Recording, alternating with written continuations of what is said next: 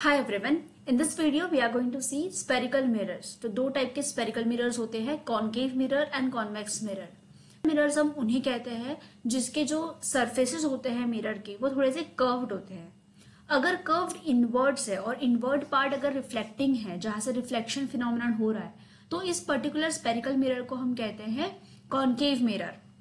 लेकिन जो spherical mirror है अगर उसका आउटवर्ड पार्ट जो है अगर वो रिफ्लेक्टिंग है तो उस particular type of spherical mirror को हम कहते हैं कॉन्वेक्स मिरर. तो आप यहाँ डायग्राम में देख सकते हो ये दोनों कर्व सरफेसेस है, लेकिन जो पहला वाला कर्व सरफेस है इसमें जो इनर पार्ट है वो रिफ्लेक्टिंग है और ये जो शेडेड पार्ट है वो नॉन रिफ्लेक्टिंग है. तो इसको हम कॉन्केव मिरर कहेंगे और उसका अपोजिट होगा कॉन्वेक्स, जहां पे जो आउटवर्ड कर्व्ड पार्ट है वो रिफ्लेक्टिंग है, इसलिए इसको हम कहते हैं कॉन्वेक्स मिरर.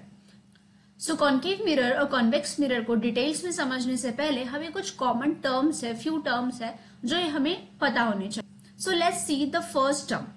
तो अगर आप इस मिरर को ध्यान से देखो तो ये जो कर्व्ड पार्ट है इसको हम कहते हैं अपर्चर. तो ये जो डिस्टेंस है अगर मैं इसको नाम दे दूं, if this particular point is P and this particular point is Q, या फिर हम इसको बोल दे A and this particular point is B. तो ये जो पूरा जो डिस्टेंस है from P to Q this is called as aperture. ये जो आपका अपर्चर है, अपर्चर का जो सेंटर पॉइंट होगा उसको हम कहते हैं पोल. तो यहाँ पे जो पूरा डिस्टेंस है इसके बीच का जो सेंटर पॉइंट रहेगा मिरर का उसको हम कहेंगे pole. The centre of the reflecting surface of a spherical mirror, और वो जो सेंटर है उस सेंटर को हम कहते हैं पोल. जो नेक्स्ट पॉइंट है वो है सेंटर ऑफ कर्वेचर. तो ऐसा हम इमेजिन करते हैं कि ये जो कर्व पार्ट है ये किसी बड़े स्फीयर का पार्ट है. It is a part of a big circle. तो अगर एक बड़े स्फीयर का पार्ट है तो ये स्फीयर जो है उसका एक सेंटर होगा और उसी सेंटर को हम कहते हैं सेंटर ऑफ कर्वेचर और उसको रिप्रेजेंट करते हैं C के साथ.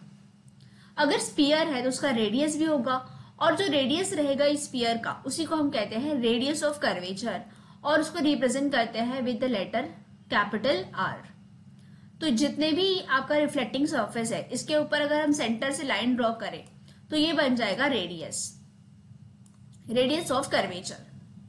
सिमिलरली अगर हम यहां से एक स्ट्रेट इमेजिनरी लाइन ड्रॉ करें जो सीधा पास होती है तो इस पर्टिकुलर लाइन को हम कहते हैं principal axis. So a straight line, imaginary line जो पास हो रही है पोल से लेके सेंटर ऑफ कर्वेचर तक, इस स्ट्रेट लाइन को हम कहते हैं प्रिंसिपल एक्सिस. सो हमने यहाँ पे पोल की डेफिनेशन देख ली. इसके बाद होती है सेंटर ऑफ कर्वेचर. तो सेंटर ऑफ कर्वेचर ये स्फीयर का सेंटर है जिसको हम सेंटर ऑफ कर्वेचर कहते हैं, C से रिप्रेजेंट करते हैं. Then next is radius of curvature. जो रिफ्लेक्टिंग सरफेस है स्फीयर का उसका जो रेडियस ऑफ कर्वेचर कहते हैं, रिप्रेजेंट करते हैं R के साथ. उसके बाद प्रिंसिपल एक्सिस जो है वो एक इमेजिनरी लाइन है. अगर हम स्ट्रेट लाइन इमेजिन करें जो पोल और सेंटर ऑफ कर्वेचर से पास हो रही है तो उस लाइन को हम प्रिंसिपल एक्सिस कहते हैं. कॉन्केव और कॉन्वेक्स दोनों के केसेस में ये जो टर्म्स हमने डिस्कस किए वो सेम रहेंगे.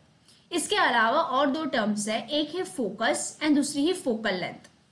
कॉन्केव को कन्वर्जिंग इसलिए कहते हैं कि रिफ्लेक्शन के बाद सभी रेज एक पॉइंट पे मीट कर रही है, और इसको डाइवर्जिंग इसलिए कहते हैं क्योंकि अलग अलग डायरेक्शन में जा रही है.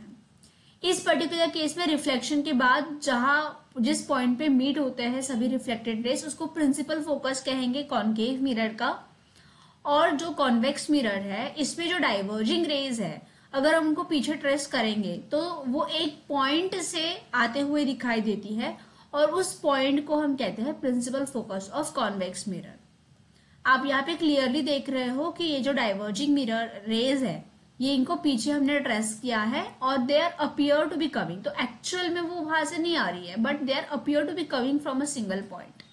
But in this particular case reflected rays actual में उस पॉइंट पे मीट कर रही है.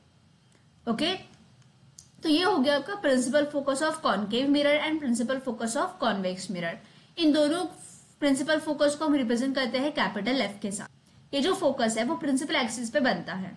प्रिंसिपल फोकस और जो पोल है इसके बीच का जो डिस्टेंस है इसको हम कहते हैं फोकल लेंथ.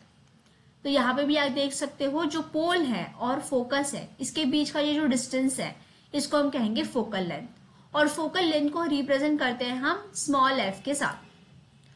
अगर हम फोकल लेंथ और रेडियस ऑफ कर्वेचर की बात करें तो रेडियस ऑफ कर्वेचर है ये ट्वाइस होता है that of the focal length.